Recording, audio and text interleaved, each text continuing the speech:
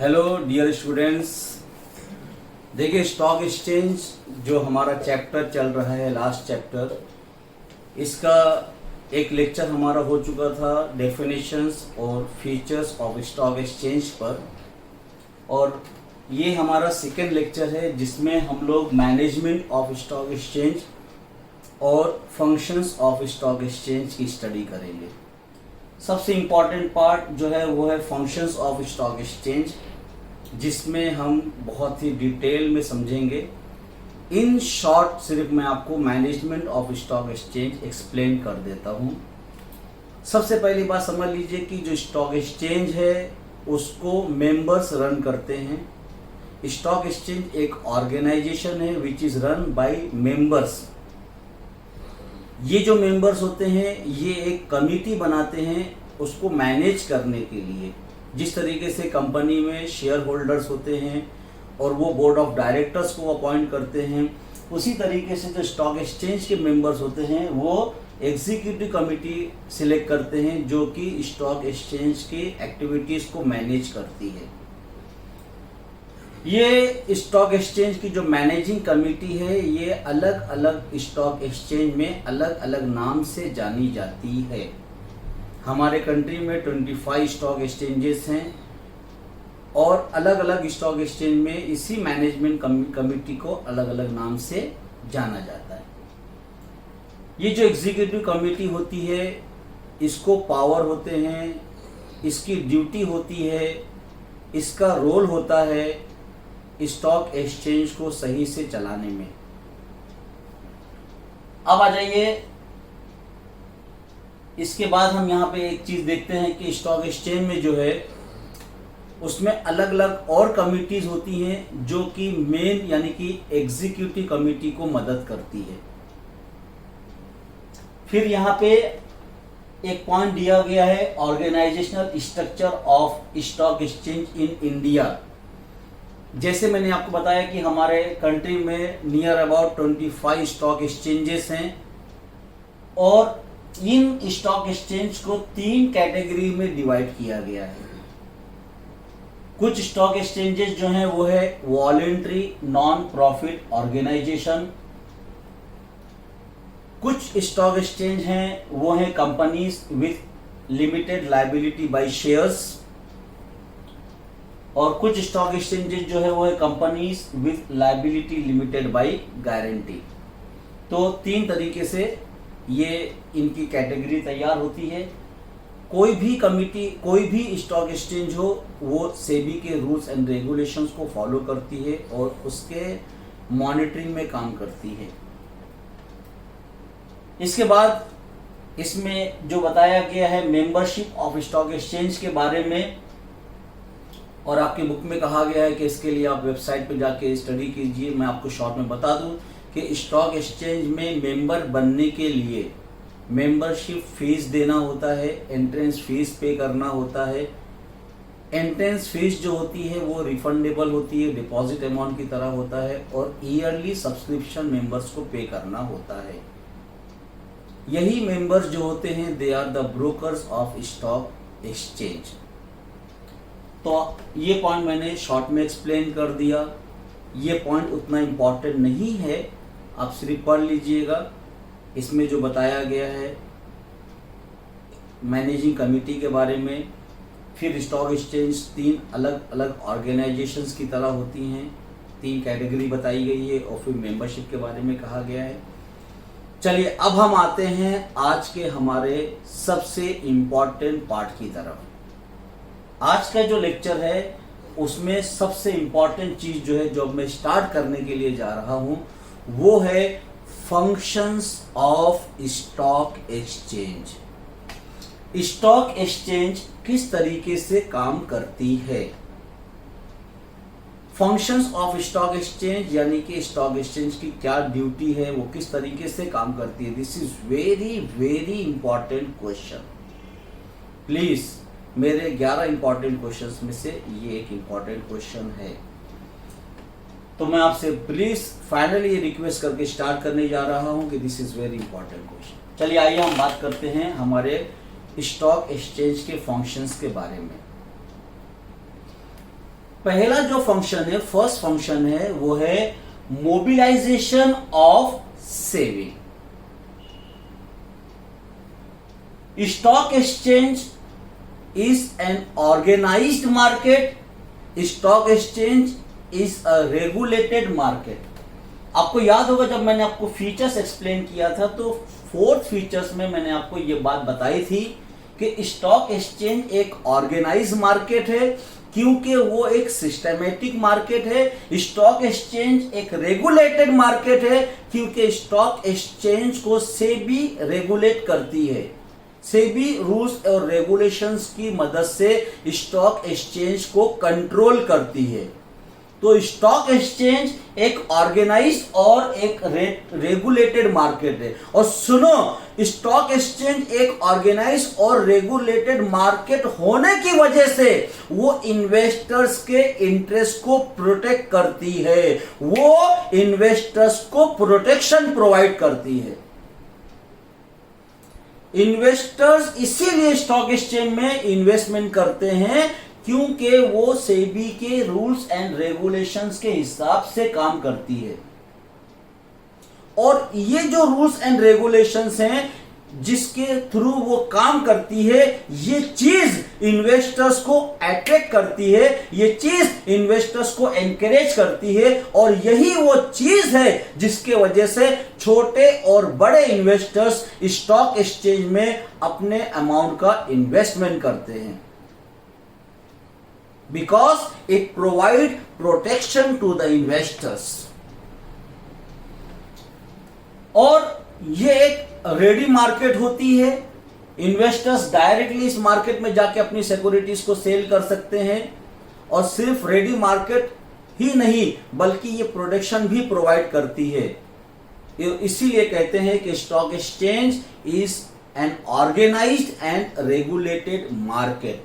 तो इसका पहला पॉइंट है मोबिलाइजेशन ऑफ सेविंग। तो स्टॉक एक्सचेंज सेविंग को मोबिलाइज करती है, इन्वेस्टर्स को इन्वेस्टमेंट करने में एनकरेज करती है, वो उनकी सेविंग को सही जगह इन्वेस्टमेंट करने में हेल्प करती है, because it is an organised and regulated market. तो पहला पॉइंट क्या है? Mobilisation of saving. इसमें हमने क्या देखा? इन्वेस्टर्स अपने सेविंग को मोबिलाइज करते हैं, इन्वेस्टर्स अपने अमाउंट को इन्वेस्ट करते हैं।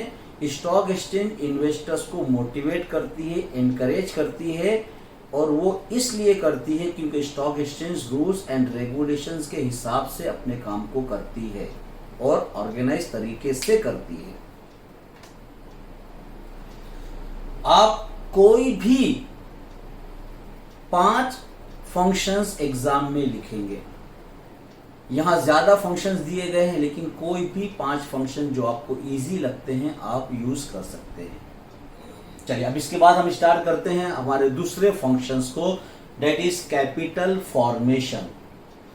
देखिए, इन्वेस्टर्स जो होते हैं वो इन्वेस्टमेंट करते हैं और जो अमाउंट वो स्टॉक एक्सचेंज में इन्वेस्ट करते हैं उस पर उन्हें अच्छा रिटर्न मिलता है, यानी कि उस पर उनको अच्छा बेनिफिट मिलता है, रिटर्न मिलता है। उस ना सिर्फ उनको अच्छा रिटर्न मिलता है बल्कि स्टॉक एक्सचेंज उनको कैपिटल एप्रिसिएशन में भी मदद करती है। कैपिटल एप्रिसिएशन का मतलब होता है जो कैपिटल उनमें उन्होंने लगाया है उसको उसकी वैल्यू बढ़ना, यानी कि वेल्थ बढ़ना। जैसे फॉर एग्जांपल अगर किसी के पास प्रॉपर्टी है तो उसको उसकी प्रॉपर्टी से 2 बेनिफिट होता है। एक तो उसको रेंट मिलता है, प्लस उसको हर साल उसके प्रॉपर्टी की वैल्यू बढ़ती है, जिसको कहते हैं कैपिटल एप्रिसिएशन। सुनो, दिस इज एन एग्जाम्पल। और बिल्कुल इसी तरीके से जब कोई इंसान स्टॉक एक्सचेंज में इन्वेस्टमेंट करता है, सुनो, जब वो इन्वेस्टमेंट करता है तो उसे 2 बेनिफिट पहुंचता है। पहला बेनिफिट उसको ये होता है कि उसको रेगुलर रिटर्न मिलता है, हर साल प्रॉफिट मिलता है, और दूसरा बेनिफिट ये होता है कि जो पैसा उसने लगाया है उसका कैपिटल भी एप्रिशिएट होता है। आज उसने अगर शेयर्स में लगाया और आज उसके शेयर्स की वैल्यू 1,000 रुपए है, 1 साल के बाद उसके शेयर्स की वैल्यू मान लो 2,000 हो जाएगी, तो उसको अपने शेयर्स पे डिविडेंड तो मिल रहा है, प्लस 1,000 का शेयर्स जो 2,000 हो गया। This is an example of capital appreciation. तो दूसरा फंक्शन क्या है? Capital formation. और चूंकि इन्वेस्टर्स को अच्छा रिटर्न मिलता है, उसका कैपिटल एप्रिशिएट होता है, और इसीलिए ज्यादा से ज्यादा इन्वेस्टर्स स्टॉक एक्सचेंज में इन्वेस्ट करते हैं। ये दो चीजें हैं जो इन्वेस्टर्स को अट्रैक्ट करती हैं, अपनी तरफ बुलाती हैं, यानी रेगुलर रिटर्न और कैपिटल एप्रिसिएशन, ये चीज इन्वेस्टर्स को अट्रैक्ट करती है, और इसी वजह से इन्वेस्टर्स स्टॉक एक्सचेंज में इन्वेस्टमेंट करते हैं। और जब वो इन्वेस्टमेंट करते हैं, जहां वो इन्वेस्टमेंट करते हैं, उस कंपनी का कैपिटल फॉर्मेशन होता है, उस कंपनी की कैपिटल रिक्वायरमेंट पूरी होती है। तो इस तरीके से कंपनी के कैपिटल फॉर्मेशन में स्टॉक एक्सचेंज मदद करती है। Stock exchange helps in capital formation. यही हमारा सेकेंड पॉइंट था। अब आइए हम बात करते हैं हमारे थर्ड फीचर्स की, प्राइसिंग ऑफ सिक्योरिटीज। देखिए, स्टॉक एक्सचेंज में जो सिक्योरिटीज की डीलिंग होती है, हर सिक्योरिटीज की अलग प्राइस होती है। जैसे मार्केट में कई प्रोडक्ट्स होते हैं, एक ही चीज के ऊपर अलग अलग कंपनियों के प्रोडक्ट होते हैं, और अलग अलग कंपनियों के प्रोडक्ट की अलग अलग प्राइस होती है। उसी तरीके से स्टॉक एक्सचेंज में जो सिक्योरिटीज होती हैं, उनकी अलग अलग प्राइस होती है, कंपनियों के शेयर्स की अलग अलग प्राइस होती है। अब ये जो प्राइस कंपनी की जो होती है, वो किस बेस पर डिपेंड होती है? ये प्राइस जो डिसाइड की जाती है, वो किस बेस पर डिसाइड की जाती है? सुनो, ये जो प्राइस डिसाइड की जाती है, ये कंपनी के शेयर्स के डिमांड पर डिसाइड की जाती है। यानी जिस कंपनी के शेयर्स की जितनी डिमांड होगी, उसकी मार्केट में शेयर्स की उतनी ही ज्यादा प्राइस होगी। यानी कंपनी के सिक्योरिटीज की या कंपनी के शेयर्स की जो प्राइस होती है, that depends on the demand of securities. और ये जो डिमांड है, इसका पता कहां से चलता है? ये जो डिमांड है, जिस बेस पर प्राइस डिसाइड किया जाता है, ये कैसे होता है? ये जो प्राइस डिसाइड किया जाता है, ये शेयर्स के, ये सिक्योरिटीज की डिमांड पर किया जाता है, और इस डिमांड का पता स्टॉक एक्सचेंज से चलता है। जब इन्वेस्टर्स ज्यादा डिमांड करते हैं स्टॉक एक्सचेंज से, तो इससे ये आइडिया हो जाती है कि इस कंपनी के सिक्योरिटीज का डिमांड ज्यादा है, और फिर उससे उसकी प्राइस बढ़ जाती है। तो सुनो, मुझे ये कह लेने दो कि कंपनी के सिक्योरिटीज की प्राइस डिस्क्राइब करने के लिए, कंपनी के सिक्योरिटीज की प्राइस तय करने के लिए स्टॉक एक्सचेंज मदद करती है। क्या बात है। इसके बाद अगला जो हमारा फंक्शंस है, वो है इकोनॉमिक बैरोमीटर। आपको थर्मामीटर तो पता है। थर्मामीटर से हम क्या करते हैं? हम अपने बॉडी का टेम्परेचर चेक करते हैं, यानी हमें फीवर है या नहीं है। बिल्कुल उसी तरह से इकोनॉमिक कंडीशन अगर किसी कंट्री की चेक करना है, तो उसकी इकोनॉमिक कंडीशन चेक करने का जो बैरोमीटर है, वो है स्टॉक एक्सचेंज। क्या बात है, बड़ा इंटरेस्टिंग पॉइंट है ये। यानी अगर आज हम अलग अलग कंट्री की इकोनॉमिक कंडीशन को जो कहते हैं कि किसी की इसकी इकोनॉमिक कंडीशन अच्छी है, इस कंट्री की इकोनॉमिक कंडीशन खराब है, मेरे भाई ये तुम्हें कैसे पता चलता है कि इस कंट्री की इकोनॉमिक कंडीशन अच्छी है या इस कंट्री की इकोनॉमिक कंडीशन अच्छी नहीं है? तो सुनो, ये चीज पता चलती है उस कंट्री की स्टॉक एक्सचेंज के कंडीशन को देखकर। जब स्टॉक एक्सचेंज में सुनो, जब स्टॉक एक्सचेंज में सेंसेस ऊपर की तरफ चढ़ता है, जब स्टॉक एक्सचेंज में सेंसेस बढ़ता है, तो जब स्टॉक एक्सचेंज में सेंसेस बढ़ता है तो यह समझ में आता है कि कंट्री की इकोनॉमिक कंडीशन अच्छी हो रही है, कंट्री की इकोनॉमिक कंडीशन बेहतर हो रही है, कंट्री की इकोनॉमिक कंडीशन बढ़ रही है। और जब यही कंडीशन गिरती है तो स्टॉक एक्सचेंज में सेंसेस भी गिरना शुरू हो जाता है। तो ये जो सेंसेस है, इस सेंसेस के बढ़ने से और इस सेंसेस के कम होने से पता चलता है कि कंट्री की इकोनॉमिक कंडीशन क्या है। और इसीलिए स्टॉक एक्सचेंज को इकोनॉमिक बैरोमीटर कहा गया है। ये एक बैरोमीटर है जो कंट्री की इकोनॉमिक कंडीशन को चेक करने में मदद करता है। क्या बात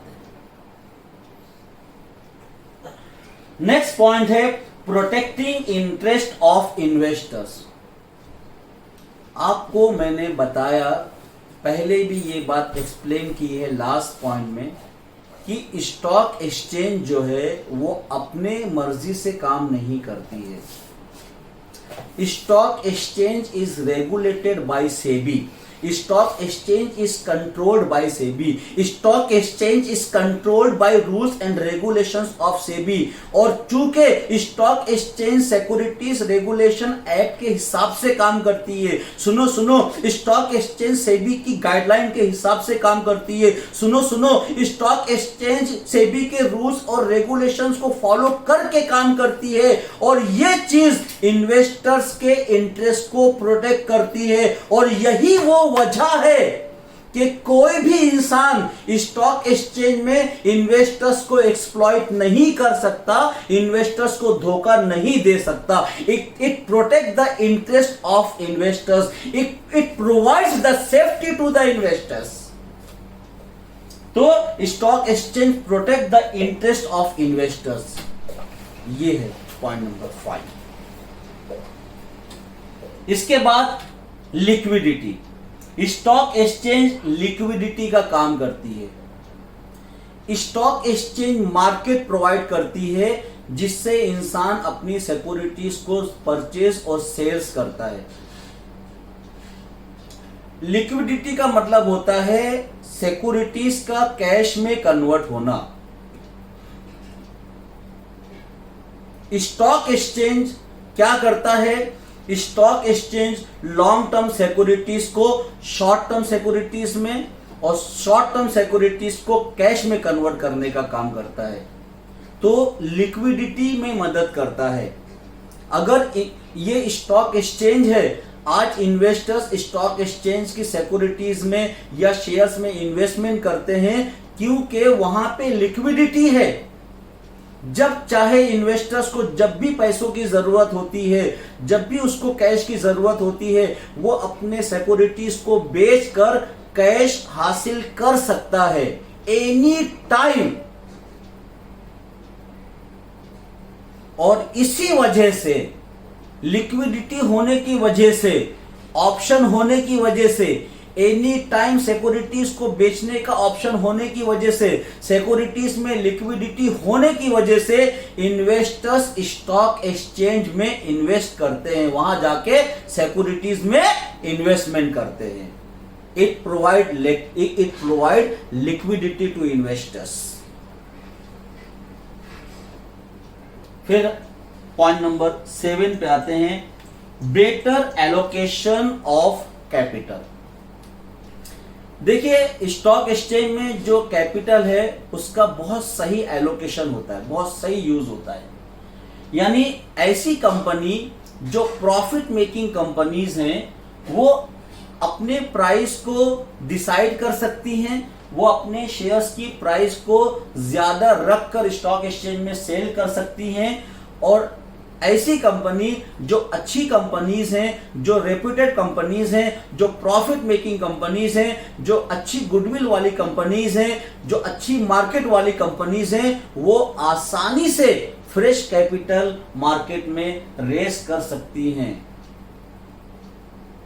आए बात समझ में? और स्टॉक एक्सचेंज ऐसी कंपनीज जो अच्छी कंपनीज होती हैं उनके शेयर्स को ट्रेडिंग करने में मदद करती है। ठीक है, क्योंकि देखिए इन्वेस्टर्स जब स्टॉक एक्सचेंज में इन्वेस्टमेंट करते हैं तो वो ऐसी जगह इन्वेस्टमेंट करना पसंद करते हैं और ऐसी जगह इन्वेस्टमेंट करना चाहते हैं जहां पर उन्हें ज्यादा रिटर्न मिलने के चांसेस होते हैं। तो जाहिर सी बात है कैपिटल का यूज कहां पे होता है? प्रोडक्टिव पर्पस में होता है, प्रॉफिटेबल पर्पस में होता है। अगर एक कैपिटल को प्रॉफिटेबल, अगर एक अमाउंट को प्रोडक्टिव पर्पस में नहीं यूज किया जाए तो क्या होगा? उस कैपिटल का सही यूज नहीं हो पाएगा। लेकिन स्टॉक एक्सचेंज क्या करती है? स्टॉक एक्सचेंज कैपिटल को प्रोडक्टिव पर्पस में यूज करने में मदद करती है। इन्वेस्टर्स अपने अमाउंट को प्रोडक्टिव पर्पस में यूज करता है, प्रॉफिटेबल पर्पस में यूज करता है और इससे कंपनी का और इकोनॉमिक कंडीशन इंप्रूव होने में मदद मिलती है। नेक्स्ट पॉइंट आता है contributes to economic growth. Stock exchange जो है वो इकोनॉमिक ग्रोथ में मदद करती है। देखिए स्टॉक एक्सचेंज में अलग अलग कंपनीज कैपिटल बोरो करती हैं। इन्वेस्टर्स स्टॉक एक्सचेंज में इन्वेस्टमेंट करते हैं, यानी स्टॉक एक्सचेंज एक प्लेटफॉर्म प्रोवाइड करता है, स्टॉक एक्सचेंज एक लिंक होता है, स्टॉक एक्सचेंज एक इंटरमीडियरीज होता है जो इन्वेस्टर्स को और बोरोवर्स को मिलाता है। और स्टॉक एक्सचेंज की वजह से कंपनीज कैपिटल कंट्रीब्यूट करती है। जब कंपनी कैपिटल कंट्रीब्यूट करती है तो सुनो उस कैपिटल को वो प्रोडक्टिव पर्पस में यूज करती है। और सुनो जब वो प्रोडक्टिव पर्पस में यूज करती है तो उससे कंपनी को प्रॉफिट होता है। और सुनो जब कंपनी को प्रॉफिट होता है तो नेशनल इनकम बढ़ती है और जब नेशनल इनकम बढ़ती है तो इकोनॉमिक ग्रोथ होता है। यानी स्टॉक एक्सचेंज कंट्री की इकोनॉमिक ग्रोथ में मदद करता है, कंट्री की इकोनॉमिक ग्रोथ में कंट्रीब्यूशन देता है अपना। नेक्स्ट पॉइंट है प्रोवाइडिंग स्कोप फॉर स्पेकुलेशन। देखिए स्पेकुलेशंस मींस फ्यूचर में कहां इन्वेस्टमेंट करना ज्यादा अच्छा होगा। ये जो अनसीन फ्यूचर है उसके बारे में ये जो डिसाइड किया जाता है, दिस इज कॉल्ड स्पेकुलेशन। तो स्पेकुलेशन करने में स्टॉक एक्सचेंज क्या करती है? इन्वेस्टर्स की मदद करती है। अब इन्वेस्टर्स स्पेकुलेशन कैसे करता है? जब वो किसी शेयर्स की या किसी सिक्योरिटीज की जब वो डिमांड देखता है तो उस डिमांड को देखकर और उसकी सप्लाई को देखकर वो एक स्पेकुलेशंस करता है। वो एक सोच सकता है कि फ्यूचर में उसका इन्वेस्टमेंट कैसा होगा, यानी जो इन्वेस्टमेंट वो कर रहा है वो उसके फ्यूचर में कैसा होगा, उसको अच्छा रिटर्न देगा या अच्छा रिटर्न नहीं देगा। तो ये उसको कैसे पता चलता है? सिक्योरिटीज के शेयर्स की डिमांड और सप्लाई के बिना पर। और ये डिमांड और सप्लाई कहां देखने के लिए मिलती है? स्टॉक एक्सचेंज में। तो इस तरीके से it provide scope for speculations. ठीक है, तो स्पेकुलेशन में मदद करता है। Then promotes the habit of saving and investment. देखिए इन्वेस्टर्स इन्वेस्टमेंट करते हैं। अगर कोई इन्वेस्टमेंट करता है तो वो किस चीज का करता है? जो उसके पास सरप्लस पैसा है उस पैसे को वो इन्वेस्टमेंट करता है। और ऐसा भी होता है कि इंसान के पास पैसा होता है मगर वो इन्वेस्टमेंट नहीं करता है। फर्क क्या होता है? अगर उसके पास सरप्लस पैसा है और वो इन्वेस्टमेंट नहीं कर रहा है तो वो पैसा वेस्ट हो जाता है, यानी उसके ऊपर उसको कोई रिटर्न नहीं मिलता है और वो उसका पैसा वैसे ही रह जाता है। लेकिन सुनो, अगर दूसरी तरफ जो सरप्लस पैसा है, जो आइडियल पैसा उसके पास पड़ा हुआ है, जब वो इन्वेस्टमेंट करता है तो उस पर उसको प्रॉफिट मिलता है और उस पैसे का सही यूज होता है। ये कब होगा? इंसान अपने सरप्लस पैसे को, आइडियल पड़े हुए पैसे को कब यूज करेगा? जब उसको मोटिवेट किया जाएगा, उसके अंदर ये हैबिट क्रिएट की जाएगी। स्टॉक एक्सचेंज इन्वेस्टर्स के अंदर हैबिट क्रिएट करता है। स्टॉक एक्सचेंज इन्वेस्टर्स को मोटिवेट करता है। स्टॉक एक्सचेंज इन्वेस्टर्स को अपॉर्चुनिटी प्रोवाइड करता है, अट्रैक्टिव अपॉर्चुनिटी प्रोवाइड करता है कि वो अपने पैसे को इन्वेस्ट करे और इस तरीके से वो उसके अंदर सेविंग हैबिट क्रिएट करता है और उसकी ये सेविंग कंट्री की ग्रोथ में आती है, कंट्री के ग्रोथ में काम आती है और इससे इकोनॉमिक ग्रोथ होता है कंट्री का। आया समझ में? तो स्टॉक एक्सचेंज क्या करता है? इन्वेस्टमेंट का हैबिट क्रिएट करता है इन्वेस्टर्स के अंदर। चलिए अभी हम एक बार वापस से, अभी हमने क्या कंप्लीट किया? Functions of stock exchange. अब हम एक बार पूरे फंक्शंस को एक बार फिर से देख लेते हैं। पहला फंक्शन क्या है? First function is mobilisation of saving. एक बार रिपीट करने से पहले फिर ये भी रिपीट कर रहा हूं, this is very very important point. चलिए, पहला फंक्शन ऑफ स्टॉक एक्सचेंज क्या है? Mobilisation of saving. यानी स्टॉक एक्सचेंज सेविंग को मोबिलाइज करने में मदद करता है। स्टॉक एक्सचेंज एक ऑर्गेनाइज्ड मार्केट है। स्टॉक एक्सचेंज एक रेगुलेटेड मार्केट है और स्टॉक एक्सचेंज एक ऑर्गेनाइज्ड और रेगुलेटेड मार्केट होने की वजह से ये इन्वेस्टर्स को प्रोटेक्शन प्रोवाइड करता है और इसी वजह से इन्वेस्टर्स क्या करते हैं? अपने इन्वेस्टमेंट को स्टॉक एक्सचेंज में लगाते हैं। जो पैसा उनके पास है उसको स्टॉक एक्सचेंज में ले जाकर इन्वेस्टमेंट करते हैं। यानी स्टॉक एक्सचेंज छोटे और बड़े इन्वेस्टर्स को इन्वेस्टमेंट करने के लिए एनकरेज करता है, मोटिवेट करता है। दूसरा पॉइंट है, फंक्शन है, वो है कैपिटल फॉर्मेशन। देखिए, चूंकि स्टॉक एक्सचेंज में अच्छा रिटर्न मिलता है और ना सिर्फ अच्छा रिटर्न मिलता है बल्कि कैपिटल एप्रिसिएशन भी होता है। और अच्छा रिटर्न और कैपिटल एप्रिसिएशन होने की वजह से जो इन्वेस्टर्स होते हैं वो अट्रैक्ट होते हैं। वो इन्वेस्टर्स स्टॉक एक्सचेंज में जाके कंपनी में अपने अमाउंट को इन्वेस्ट करते हैं और जब वो इन्वेस्ट करते हैं तो जिन कंपनी को कैपिटल की रिक्वायरमेंट होती है ऐसी कंपनी को कैपिटल फॉर्मेशन में वो हेल्प होती है। तो स्टॉक एक्सचेंज कैपिटल फॉर्मेशन में कंपनीज की मदद करता है। थर्ड पॉइंट है, थर्ड फंक्शन है प्राइसिंग ऑफ सिक्योरिटीज। सिक्योरिटीज की जो प्राइस होती है वो सिक्योरिटीज के डिमांड और सप्लाई पर डिपेंड होती है। कंपनी सिक्योरिटीज की जो प्राइस होती है वो उसके डिमांड और सप्लाई के बिना पर तय करती है और सिक्योरिटीज की डिमांड और सप्लाई का पता स्टॉक एक्सचेंज से चलता है। यानी स्टॉक एक्सचेंज कंपनी को सिक्योरिटीज की प्राइस तय करने में मदद करता है उस सिक्योरिटीज की डिमांड और सप्लाई के बिना पर। नेक्स्ट पॉइंट है point number 4, economic barometer. Stock exchange एक तरह का इकोनॉमिक बैरोमीटर है।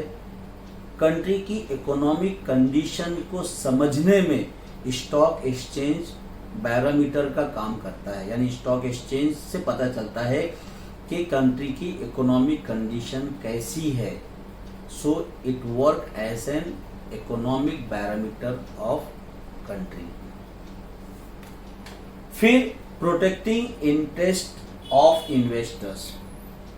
चूंकि stock exchange securities regulation act के हिसाब से काम करती है, सेबी की गाइडलाइंस के हिसाब से काम करती है, सेबी के अंडर वो काम करती है और रूल्स और रेगुलेशंस के हिसाब से काम करती है, और इस वजह से वो इन्वेस्टर्स के इंटरेस्ट को प्रोटेक्ट करती है।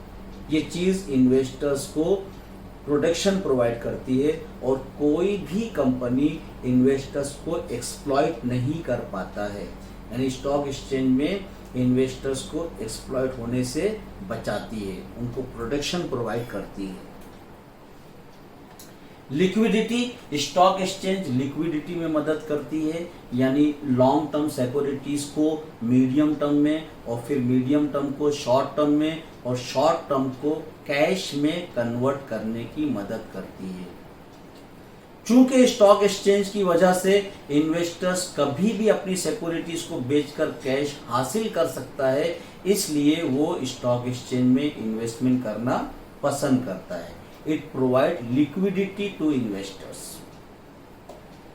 फिर हमने देखा better allocation of capital. Stock exchange जो है वो सही कैपिटल एलोकेशन में मदद करती है, यानी जो प्रॉफिट मेकिंग कंपनीज हैं, जो अच्छा प्रॉफिट अर्न करती हैं, उनको इजीली कैपिटल रेज करने में मदद करती है। और चूंकि अच्छी प्राइस मेकिंग कंपनी अच्छी कंपनीज होती हैं, प्रॉफिट मेकिंग कंपनीज होती हैं, और इसी वजह से इन्वेस्टर्स जो होते हैं ऐसी कंपनी में इन्वेस्टमेंट करते हैं, और इस तरीके से जो कैपिटल होता है वो प्रोडक्टिव पर्पस में जाता है और उससे बेटर रिटर्न मिलता है फ्यूचर में। Contribution to economic growth. जो अलग अलग कंपनीज होती हैं, अलग अलग कंपनीज अपने कैपिटल को बोरो करने के लिए स्टॉक एक्सचेंज की हेल्प लेती हैं। इन्वेस्टर्स अपने इन्वेस्टमेंट करने के लिए स्टॉक एक्सचेंज आता है, और इस तरीके से ये दोनों की जो रिक्वायरमेंट है वो पूरी होती है। जब इन दोनों की रिक्वायरमेंट पूरी होती है, इन्वेस्टर्स जो इन्वेस्टमेंट करते हैं उससे कंपनी को कैपिटल मिलता है, कंपनी उस कैपिटल को प्रोडक्टिव पर्पस में यूज़ करती है, इससे कंपनी की भी इनकम बढ़ती है, इन्वेस्टर्स की भी इनकम बढ़ती है, नेशनल इनकम भी बढ़ती है, और ओवरऑल इकोनॉमिक ग्रोथ होती है। तो आप ये कह सकते हैं कि indirectly it helps in economic growth of the country. फिर प्रोवाइडिंग स्कोप फॉर स्पेकुलेशन, यानी कि कंपनी के शेयर्स के सिक्योरिटीज की डिमांड और सप्लाई को देखकर, स्टॉक एक्सचेंज में कंपनी के सिक्योरिटीज की डिमांड और सप्लाई को देखकर एक इन्वेस्टर्स स्पेकुलेशन कर सकता है, सोच सकता है कि उसको कहाँ पे इन्वेस्टमेंट करना ज़्यादा अच्छा है उसके लिए। So it helps in speculation.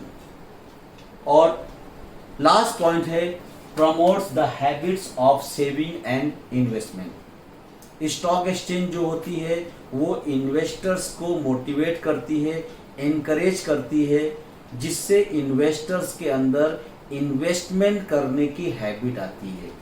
Investors के पास जो सरप्लस फंड होता है वो इन्वेस्ट करता है, इससे कंपनीज को कैपिटल फॉर्मेशन में मदद मिलती है, और इन्वेस्टर्स को उसके इन्वेस्टमेंट पर फ्यूचर में प्रॉफिट मिलता है।